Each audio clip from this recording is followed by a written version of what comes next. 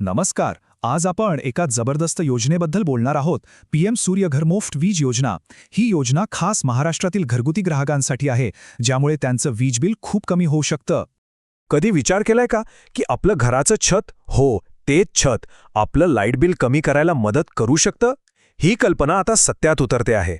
आणि नाही, ही फक्त एक कल्पना नाहीये, ही एक खरीखुरी सरकारी योजना आहे जी सौर ऊर्जेला प्रत्येक घरात पोहोचवण्यासाठी बनवलीये. चला तर मग पाहूया ही योजना नक्की काम कशी करते. ही योजना किती मोठी आहे आणि लोकांना याचा किती फायदा होतोय हे समजून घेण्यासाठी आपण महाराष्ट्रातले काही आकडे पाहूया. हे आकडे ऐकून तुम्हालाही नक्कीच आश्चर्य वाटेल. बघा, तब्बल 7,03,687 म्हणजे 7 लाखांपेक्षा जास्त घरांनी महाराष्ट्रात ऑलरेडी रूफटॉप सोलर बसवलाय. केवढा मोठा आकडा आहे हा, नाही का? आणि या सगळ्या घरांना मिळून किती वीज तयार होते माहितीये? तब्बल 5,255 मेगावॉट. ही सगळीच्या सगळी स्वच्छ ग्रीन एनर्जी आहे, जी आपल्या पर्यावरणासाठी खूपच चांगली आहे. चला आता सगळ्यात महत्त्वाच्या मुद्द्यावर येऊया, तो म्हणजे पैसा. म्हणजे नक्की खर्च किती येतो आणि सरकारकडून आपल्याला मदत म्हणजेच सबसिडी किती मिळते. तर बघा, सरकारची सबसिडी देण्याची एक सोपी पद्धत आहे. पहिल्या 2 किलोवॅटसाठी आपल्याला प्रत्येक किलोवॅट मागे मिळतात 30,000 रुपये.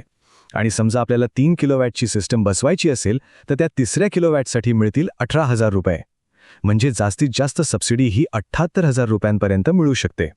बरं, सबसिडी तर मिळाली, पण सिस्टीम बसवायचा मूळ खर्च किती?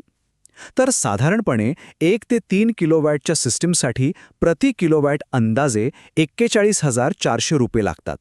आणि हो, जसजशी सिस्टीम मोठी होईल तसतसा हा दर थोडा कमी होतो. पण एक गोष्ट लक्षात ठेवायला हवी, हा जो खर्च सांगितला त्यात नेट मीटर, त्याची टेस्टिंग किंवा जागेनुसार काही वेगळं काम लागलं तर त्याचा खर्च आलेला नाहीये. तो खर्च वेगळा करावा लागतो.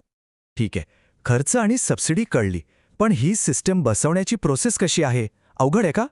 तर नाही, ती खूप सोपी आहे. काही सोप्या स्टेप्समध्ये ती विभागलेली आहे. तर हे बघा, सगळ्यात आधी आपल्याला डिस्कॉमच्या पोर्टलवर ऑनलाईन अर्ज करायचा आहे. मग तिथे दिलेल्या लिस्टमधून एक चांगला व्हेंडर निवडायचा. त्यानंतर तो व्हेंडर आणि वीज कंपनी सगळं तपासून इन्स्टॉलेशन करेल. आणि सगळ्यात शेवटी सिस्टीमची फायनल टेस्टिंग झाल्यावर ती आपल्या घराच्या वीज मीटरला जोडली जाईल. झालं. या सगळ्या प्रोसेसमध्ये 3 महत्त्वाचे खेळाडू आहेत. एक म्हणजे आपण, म्हणजे ग्राहक. दुसरा व्हेंडर, जो सिस्टीम बसवणार आहे. आणि तिसरी म्हणजे डिस्कॉम किंवा आपली MSEDCL. आता बघूया कोणाचं काय काम आहे. ग्राहक म्हणून आपली काय जबाबदारी आहे? तर आपल्याला पोर्टलवर अर्ज करायचा आहे, व्हेंडर निवडायचा आहे, इन्स्टॉलेशनच्या वेळी त्यांच्यासोबत कोऑर्डिनेट करायचं आहे, सगळी कागदपत्र जमा करायची आहेत आणि शेवटी सगळं ओके झाल्यावर एका रिपोर्टवर सही करायची आहे. बस.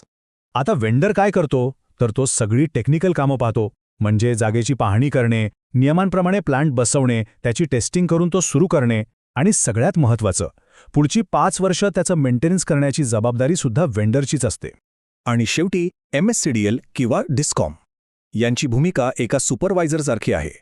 ते आपला अर्ज तांत्रिकदृष्ट्या योग्य आहे का ते तपासतात, कागदपत्र चेक करतात आणि सिस्टम सुरक्षित आहे की नाही हे पाहूनच फायनल अप्रूव्हल देतात. तर एवढी सगळी माहिती आता आपल्याला मिळाली आहे. मग आता खरा प्रश्न येतो की ही योजना आपल्यासाठी खरंच योग्य आहे का?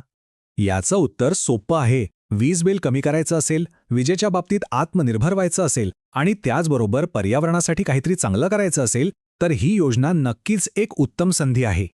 आणि आपल्याला जर आपल्या घरासाठी नक्की किती खर्च येईल, किती बचत होईल हे जाणून घ्यायचं असेल तर एक सोपा मार्ग आहे. MSEDCLच्या अधिकृत वेबसाईटवर एक सोलार कॅल्क्युलेटर आहे. तो नक्की वापरून बघा, आपल्याला एक पर्सनलाइज्ड अंदाज मिळून जाईल. तर मग विचार करा, महाराष्ट्राच्या या सोलर क्रांतीमध्ये सामील होण्यासाठी आपलं घर, आपलं छत तयार आहे का? याच प्रश्नासोबत आजची ही माहिती इथेच संपवूया.